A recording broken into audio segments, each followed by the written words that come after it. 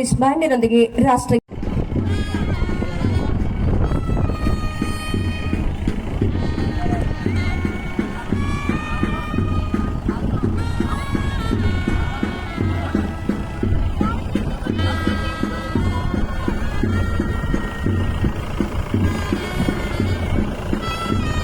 ಎಂಬತ್ತನೇ ಸ್ವಾತಂತ್ರ್ಯ ದಿನಾಚರಣೆಯಲ್ಲಿ ಪಾಲ್ಗೊಂಡಂತ ಸರ್ವರಿಗೂ ಸೆಲ್ಯೂಟ್ ಮಾಡುವುದರ ಮೂಲಕ ಸ್ವಾತಂತ್ರ್ಯ ದಿನಾಚರಣೆಯ ಶುಭಾಶಯಗಳನ್ನ ಮಾನ್ಯ ಶಾಸಕರು ಹಾಗೂ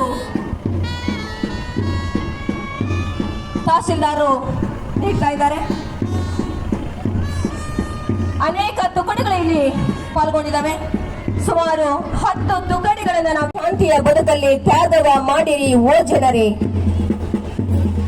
ಭೇದವ ತೊರೆಯುತ್ತ ಐಕ್ಯತೆ ಗಾನದಿ ಮುಂದಕ್ಕೆ ನಡೆಯಿರಿ ಓ ಜನರೇ ಎನ್ನುವಂತಹ ಭಾವದೊಟ್ಟಿಗೆ ಇದೀಗ ಗೌರವ ರಕ್ಷಣೆ ಸ್ವೀಕಾರ ಮಾಡಿ ಇದೀಗ ವೇದಿಕೆ ಅಂತ ಹೇಳ್ತಿರ್ತಕ್ಕಂಥ ದೃಶ್ಯವನ್ನ ನೋಡ್ತೀವಿ. ವೇದಿಕೆ ಅಂತ ಆಗಮಿಸ್ತಾ ಇದ್ದಾರೆ ಸನ್ಮಾನ್ಯ ಸಚಿವರು ಹಾಗೂ ಶಾಸಕರು ಹಾಗೂ ತಹಸೀಲ್ದಾರರು ಅನುಮತಿಯನ್ನ ಕೋರಿದ್ದಾರೆ. ಇದೀಗ ವೇದಿಕೆ ಎತ್ತ ಅನೇಕ ಶಿಸ್ತುಬದ್ಧವಾಗಿ ಹೆಜ್ಜೆ ಹಾಕೋದಕ್ಕೆ ಸಜ್ಜಾದಂತ ಧ್ವಜ ವಂದನೆಯನ್ನ ಮಾಡೋದಕ್ಕೆ ಸಜ್ಜಾದಂತ ಅನೇಕ ತುಕಡಿಗಳನ್ನ ನಾವಿಲ್ಲಿ ಕಣ್ಮುಂದೆ ನೋಡ್ಕೊತಾ ಇದ್ದೇವೆ. ಅತ್ಯಾಕರ್ಷಕ ಪಥಸಂಚಲನ, ಅತ್ಯದ್ಭುತವಾದ ಮೈದಾನದ ಸಿಂಗಾರಗೊಂಡದನ್ನ ನೋಡ್ತಾ ಇದ್ದೇವೆ. ಮಧುವಣ ಗಿತ್ತಿಯಂತೆ ಚನ್ನಬಸವಸ್ವಾಮಿ ಕ್ರೀಡಾಂಗಣವನ್ನ ನೋಡ್ತಾ ಇದ್ದೇವೆ. ಅತ್ಯಂತ ಸುಂದರವಾಗಿ ಇದೀಗ ವೇದಿಕೆ ಮುಂಭಾಗದಲ್ಲಿ ನೋಡ್ತಾ ಇದ್ದೀವಿ. ಪೊಲೀಸ್ ತಂಡ ಶ್ರೀ ಉಮೇಶ್ ಅವರ ನೇತೃತ್ವದಲ್ಲಿ PSI, ಅದರ ಹಿಂದೆ ಹೆಜ್ಜೆ ಆಗ್ತಾ ಇದೆ ಗೃಹ ರಕ್ಷಕ ದಳ ಸುನೀತಾ ಪ್ರೊಫೆಸರ್ PSI ಅವರು ಅತ್ಯಂತ ಶಿಸ್ತುಬದ್ಧವಾಗಿ ಹೆಜ್ಜೆಯನ್ನು ಹಾಕ್ತಾ ಇದ್ದಾರೆ. ಗೃಹ ರಕ್ಷಕ ದಳದವರಿಗೆ ನಾವೆಲ್ಲ ಕಣ್ ತುಂಬ್ಕೋತಾ ಇದ್ದೇವೆ. ಅದರ ಹಿಂದೆ ಅತ್ಯಂತ ಶಿಸ್ತುಬದ್ಧವಾಗಿ ಹೆಜ್ಜೆಯನ್ನು ಹಾಕ್ತಾ ಬರ್ತಾ ಇದ್ದಾರೆ. ಚಿದಾನಂದ ಅವರ ಮುಂದಾಳತ್ವದಲ್ಲಿ NCC SKNG ಕಾಲೇಜ್ ಚಿದಾನಂದ ಅವರ ನಾಯಕತ್ವದಲ್ಲಿ ತಂಡ ಮುನ್ನಡೆತಾ ಇದೆ. ಧ್ವಜವಂದನೆಯನ್ನ ಸ್ವೀಕರಿಸಿ ಅದರ ಹಿಂದೆ ಹೆಜ್ಜೆ ಆಗ್ತಾ ಇದೆ. ಕುಮಾರಿ ನಾಗರತ್ನ ಅವರ ಸಾರಥ್ಯದಲ್ಲಿ Bharat scouts and guides CPS ಶಾಲೆ Gangavathi. Kumari Nagarathna, Bharat scouts and guides CPS ಶಾಲೆ ಗಂಗಾವತಿ ಅವರ ನಾಯಕತ್ವದಲ್ಲಿ ಅದರ ಹಿಂದೆ ಸಾಗ್ತಾ ಇದೆ. BB ಐಷಾ ಅವರ ನೇತೃತ್ವದಲ್ಲಿ ಭಾರತ ಸೇವಾ ದಳ CPS ಶಾಲೆ ಗಂಗಾವತಿ. BB ಐಷಾ ಅವರ ನೇತೃತ್ವದಲ್ಲಿ ಭಾರತೀಯ ಸೇವಾ ದಳವನ್ನು ನಾವು ನೋಡ್ತಾ ಇದ್ವಿ. ಅತ್ಯಂತ ಶಿಸ್ತುಬದ್ಧವಾಗಿ ಮಕ್ಕಳು ಹೆಜ್ಜೆ ಹಾಕ್ತಾ ಇದ್ದಾರೆ. ಹಾಗೆ ಕುಮಾರಿ ಶ್ರುತಿ ಅವರ ನಾಯಕತ್ವದಲ್ಲಿ ರಾಣಿ ಚೆನ್ನಮ್ಮ ಸೇವಾ ದಳ MNM ಗರ್ಲ್ಸ್ ಶಾಲೆಯ ವಿದ್ಯಾರ್ಥಿನಿಯರು, ಕಿತ್ತೂರು ರಾಣಿ ಚೆನ್ನಮ್ಮ ಭಾರತೀಯ ಸೇವಾ ದಳದಲ್ಲಿ ಕುಮಾರ ಶ್ರುತಿ ಅವರ ನಾಯಕತ್ವದಲ್ಲಿ ಗದನ್ ಇದೀಗ ನಮ್ಮ ಮುಂದೆ ಇದ್ದಾರೆ. ಗದನ್ ಇಂಟರ್ನ್ಯಾಷನಲ್ ಡೆಲ್ಲಿ ಪಬ್ಲಿಕ್ ಶಾಲೆಯ ವಿದ್ಯಾರ್ಥಿಗಳು ಗದನ್ ಅವರ ನಾಯಕತ್ವದಲ್ಲಿ ಗಗನ್ ಅವರ ಸಾರಥ್ಯವನ್ನು ವಹಿಸಿದರೆ ಅತ್ಯಂತ ಹೆಮ್ಮೆಯ ಭಾರತ ಅನ್ನಂತ ಭಾವದಿಂದ ಇದೀಗ ವೇದಿಕೆಯ ಮುಂಭಾಗದಲ್ಲಿ ಕುಮಾರಿ ರೇಷ್ಮಾ ಅವರ ನೇತೃತ್ವದಲ್ಲಿ HR ಸರೋಜಮ್ಮ ಪ್ರೌಢಶಾಲೆಯ ವಿದ್ಯಾರ್ಥಿಗಳು, ಶ್ರೀಮತಿ HR ಸರೋಜಮ್ಮ ಶಾಲೆಯ ವಿದ್ಯಾರ್ಥಿಗಳು ಹಾಗೆ ಜಾನ್ವಿ ಬೇತಾಲ್ ಆಂಗ್ಲ ಮಾಧ್ಯಮ ಶಾಲೆ ಇದೀಗ ನಮ್ಮ ಮುಂದೆ ಅತ್ಯಾಕರ್ಷಕವಾದ ಕವಾಯತನ್ನು ನಡೆಸ್ತಾ ಇದ್ದಾರೆ. ಹಾಗೆ ಈ ಒಂದು 80ನೇ ಸ್ವಾತಂತ್ರ್ಯ ದಿನಾಚರಣೆಗೆ ಮೆರುಗು ಬರೋದಕ್ಕೆ ಸ್ತಬ್ಧ ಚಿತ್ರಗಳೇ ಕಾರಣ ಎನ್ಬಹುದು. ಸೈಂಟ್ ಪಾಲ್ಸ್ ಸರ್ಕಾರಿ ಪ್ರೌಢಶಾಲೆ ಇಸ್ಲಾಂಪುರ ಶಾಲೆಯ ವಿದ್ಯಾರ್ಥಿಗಳು ಇದೀಗ ವೇದಿಕೆಯ ಮುಂಭಾಗದಲ್ಲಿದ್ದಾರೆ. ಸ್ವಾತಂತ್ರ್ಯ ಹೋರಾಟಗಾರ್ತಿಯರು ಒಣಕೆ ಓಬವ್ವ, ಕಿತ್ತೂರು ರಾಣಿ ಚೆನ್ನಮ್ಮ, ಬೆಳವಡಿ ಮಲ್ಲಮ್ಮ, ಮಹಾತ್ಮ ಗಾಂಧೀಜಿಯವರು ಕೂಡ ನೋಡ್ತಾ ಇದ್ದೇವೆ. ಮತ್ತೊಮ್ಮೆ ಸ್ವಾತಂತ್ರ್ಯದ ಹೋರಾಟದ ಸಂಭ್ರಮವನ್ನು ಕಣ್ತುಕೊಳ್ಳುವಂತಹ ದೃಶ್ಯ ನಾವೀಗ ನೋಡ್ತಾ ಇದ್ದೇವೆ. ಧನ್ಯವಾದಗಳು ಸರ್ಕಾರಿ ಪ್ರೌಢಶಾಲೆ ಇಸ್ಲಾಂಪುರ ಶಾಲೆ ವಿದ್ಯಾರ್ಥಿಗಳಿಗೆ.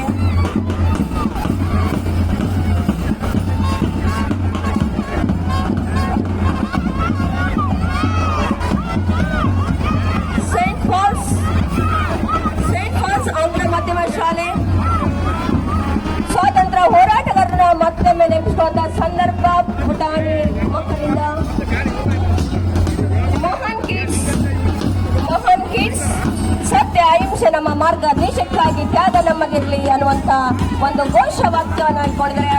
ಧನ್ಯವಾದಗಳು ಎಲ್ಲ ಮುದ್ದು ಮಕ್ಕಳಿಗೆ ಸ್ತಬ್ಧ ಚಿತ್ರಣದಲ್ಲಿ ಭಾಗವಹಿಸಿದ ಗಂಗಾವತಿ ತಾಲೂಕು ಆಡಳಿತದಿಂದ ತಾಲೂಕು ಕ್ರೀಡಾಂಗಣದಲ್ಲಿ 80ನೇ ಸ್ವಾತಂತ್ರ್ಯ ದಿನಾಚರಣೆಯನ್ನು ಸಡಗರ ಸಂಭ್ರಮದಿಂದ ಆಚರಿಸಲಾಯಿತು. ಗಂಗಾವತಿಯ ಶಾಸಕರಾದ ಗಾಲಿ ಜನಾರ್ದನ ರೆಡ್ಡಿ ಅವರು ಅಧ್ಯಕ್ಷತೆ ವಹಿಸಿದ್ದ ಈ ಕಾರ್ಯಕ್ರಮದಲ್ಲಿ ತಹಶೀಲ್ದಾರ್ ವಸಂತಕುಮಾರಿಯವರು ರಾಷ್ಟ್ರಧ್ವಜಾರೋಹಣ ನೆರವೇರಿಸಿದರು. ವೇದಿಕೆಯಲ್ಲಿ ಪೌರಾಯುಕ್ತರಾದ ವಿರೂಪಾಕ್ಷಮೂರ್ತಿ, ಡಿವೈಎಸ್ಪಿ ಜೆಎಸ್ ನ್ಯಾಮೇಗೌಡರ್, ನಗರ ಯೋಜನೆ ಪ್ರಾಧಿಕಾರದ ಅಧ್ಯಕ್ಷರಾದ ಇಲಿಯಾಸ್ ಬಾಬಾ ಖಾದ್ರಿ ಹಾಗೂ ಕ್ಷೇತ್ರ ಶಿಕ್ಷಣಾಧಿಕಾರಿಗಳಾದ ನಟೇಶ್ ಸರ್ ಉಪಸ್ಥಿತರಿದ್ದರು.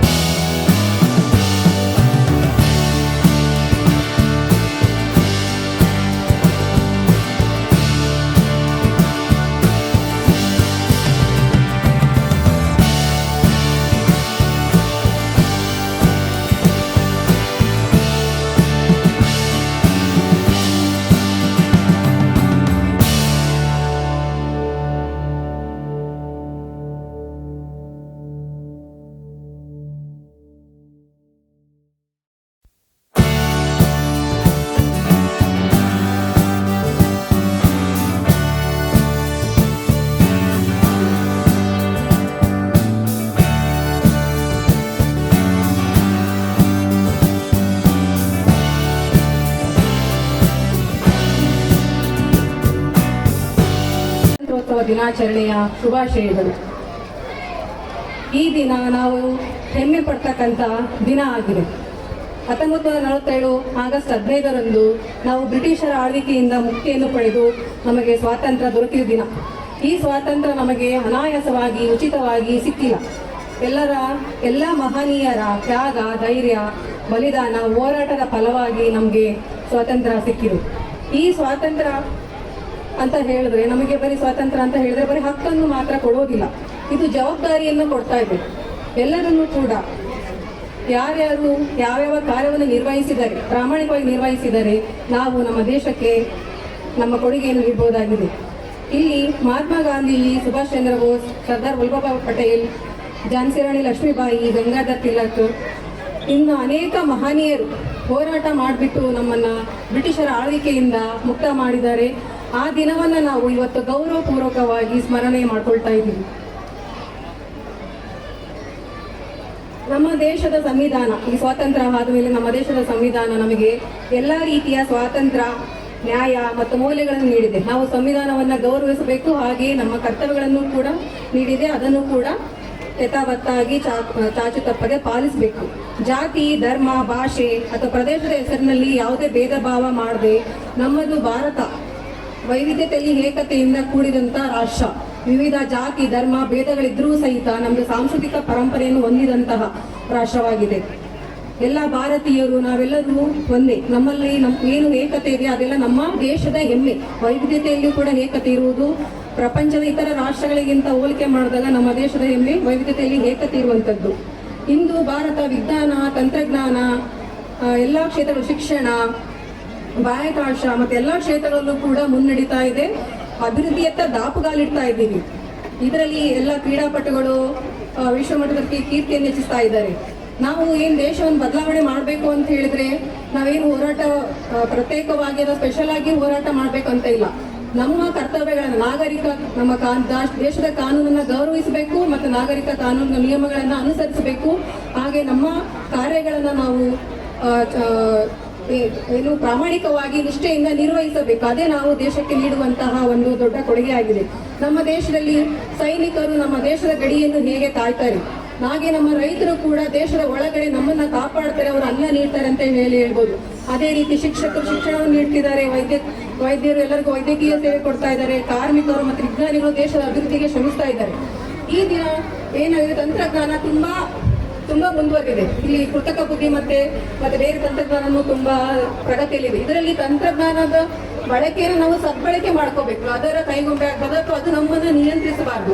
ಎಲ್ಲ ಯುವಜನ ನಮ್ಮ ಭಾರತ ಬಲಿಷ್ಠವಾಗಿರ್ಬೇಕು ಅಂತ ಹೇಳಿದ್ರೆ ಎಲ್ಲ ಯುವಜನತೆ ಕೈಲಿದೆ, ಇವತ್ತು ವಿದ್ಯಾರ್ಥಿಗಳ ಕೈಲಿದೆ. ಇವರು ಸಮರ್ಪಕವಾಗಿ ಇರ್ತಕ್ಕಂಥ ಸೌಲಭ್ಯಗಳನ್ನ ಬಳಸ್ಕೊಂಡು ಬಿಟ್ಟು ದೇಶದ ಮುನ್ನಡೆಗೆ ಪ್ರೇರಕರಾಗಬೇಕು ಅಂತ. ಸ್ವಾತಂತ್ರ್ಯ ದಿನಾಚರಣೆಯ ಶುಭಾಶಯಗಳನ್ನ ತಿಳಿಸ್ತಾ ನನ್ನ ಮಾತುಗಳನ್ನ ನಾನು ಪ್ರಾರಂಭ ಮಾಡ್ತಾ ಇದ್ದೀನಿ. ಮಾತುಗಳ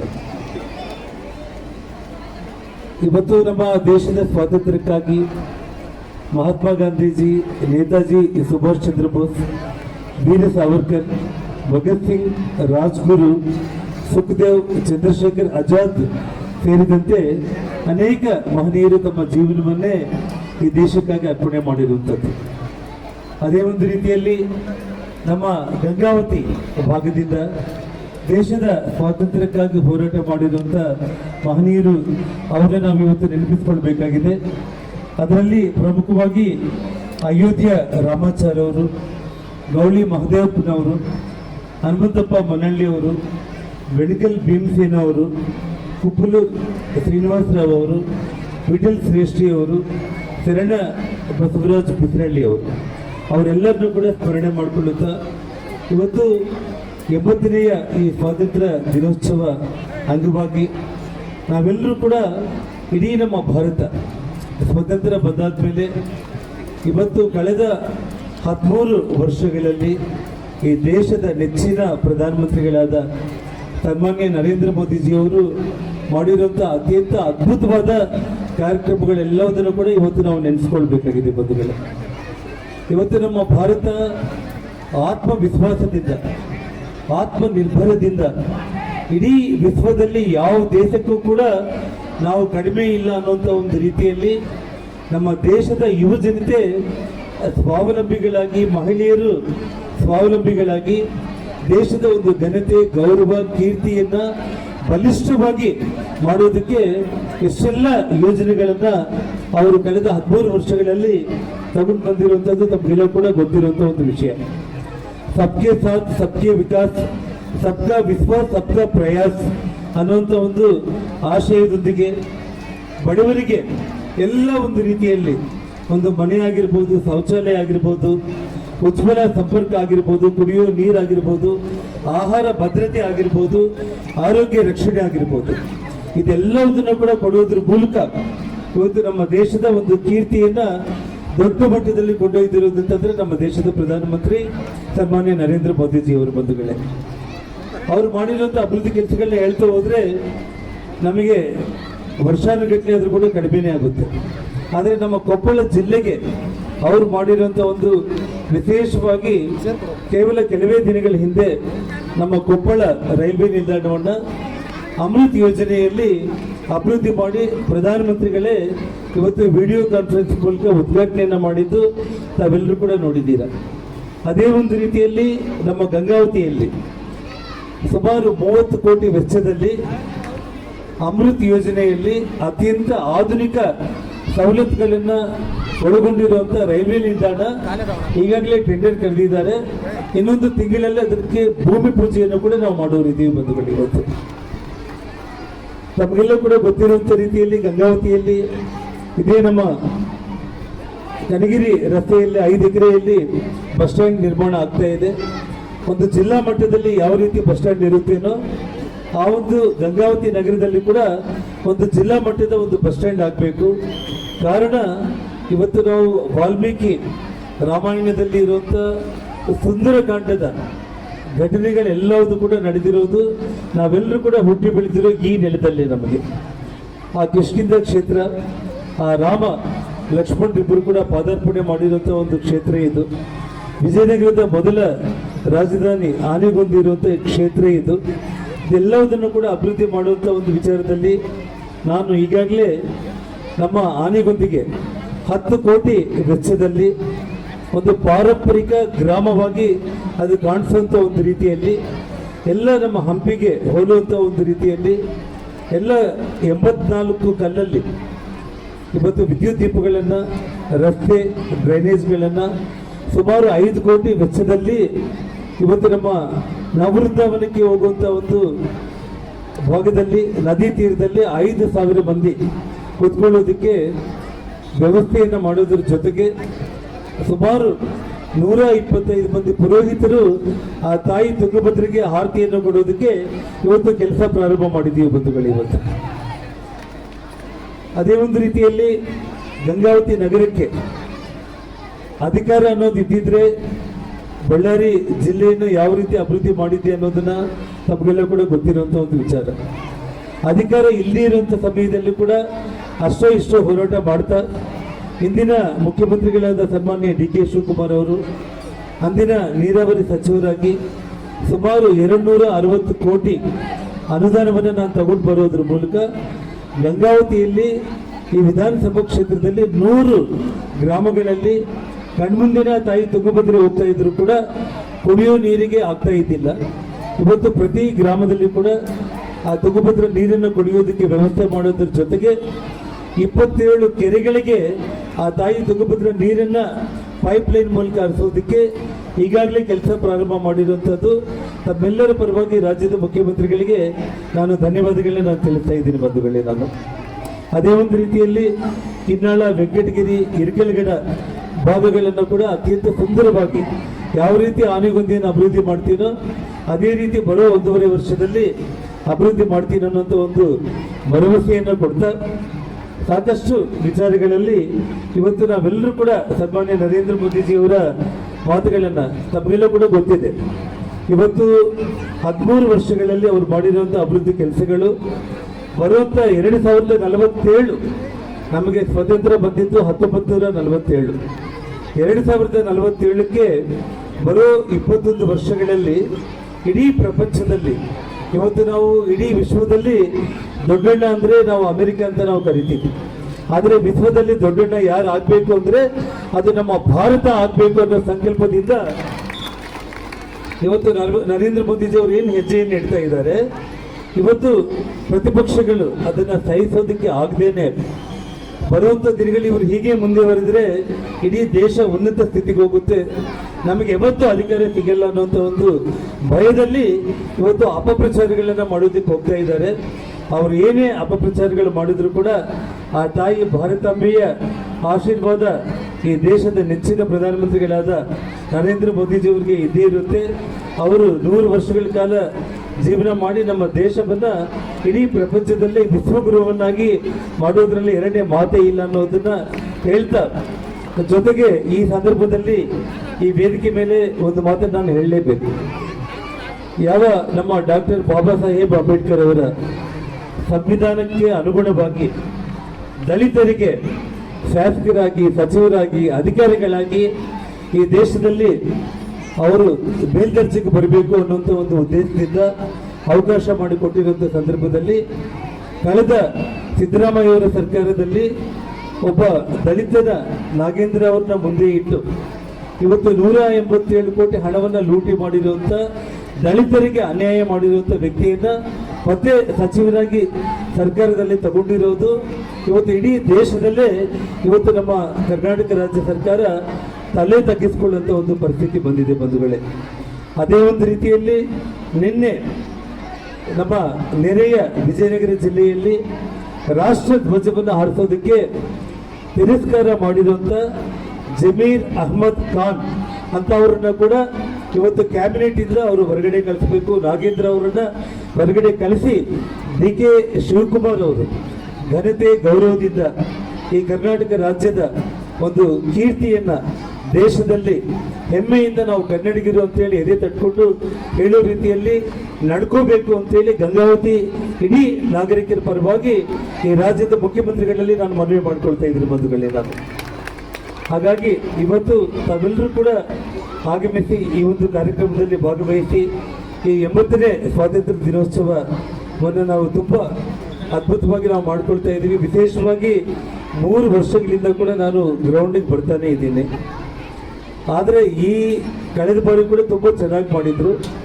ಈ ಬಾರಿ ಅಂತೂ ನಾನು ಬಳ್ಳಾರಿ ನಗರದಲ್ಲಿದ್ದೀನಾ, ಬೆಂಗಳೂರಲ್ಲಿದ್ದೀನಾ, ಗಂಗಾವತಿಯಲ್ಲಿದ್ದೀನಾ ಅನ್ನೋಂಥ ರೀತಿಯಲ್ಲಿ ನಮ್ಮ DSP ನ್ಯಾಮಗೌಡರು ಮತ್ತು ವಿರೂಪಾಕ್ಷ ಮೂರ್ತಿ ಮತ್ತು ನಮ್ಮ ನಗರ ಯೋಜನಾ ಪ್ರಾಧಿಕಾರದ ಅಧ್ಯಕ್ಷರುಗಳು ಎಲ್ಲರೂ ಕೂಡ ತಹಸೀಲ್ದಾರರು ಎಲ್ಲರೂ ಸೇರಿ ಅಧಿಕಾರಿಗಳು ತುಂಬ ಅತ್ಯಂತ ಅದ್ಭುತವಾಗಿ ಈ ಸ್ಟೇಡಿಯಂನ ಅಲಂಕರಣೆ ಮಾಡಿದ್ದಾರೆ. ಇದು ಹೀಗೆ ಮುಂದುವರಿಯಲಿ ಮತ್ತು ರಾಜ್ಯದ ಮುಖ್ಯಮಂತ್ರಿಗಳ ಹತ್ರ ಮಾತಾಡಿ ಒಳ್ಳೆಯ ಸ್ಟೇಡಿಯಂ ನಿರ್ಮಾಣ ಮಾಡೋದಕ್ಕೆ ಕೂಡ ನಾವು ಪ್ರಾಮಾಣಿಕವಾಗಿ ಪ್ರಯತ್ನ ಮಾಡೋಣ ಅಂತ ಹೇಳ್ತಾ ಈ ಸಂದರ್ಭದಲ್ಲಿ ತಮ್ಮೆಲ್ಲರಿಗೂ ಕೂಡ ಇನ್ನೊಮ್ಮೆ 80ನೇ ಸ್ವಾತಂತ್ರ್ಯ ದಿನೋತ್ಸವದ ಶುಭಾಶಯಗಳನ್ನು ತಿಳಿಸಿ ಈ ನನ್ನ ಮಾತುಗಳನ್ನ ನಾನು ಮುಕ್ತಾಯ ಮಾಡ್ತಾ ಇದ್ದೇನೆ. ಜೈ ಹಿಂದ್, ಜೈ ಕರ್ನಾಟಕ.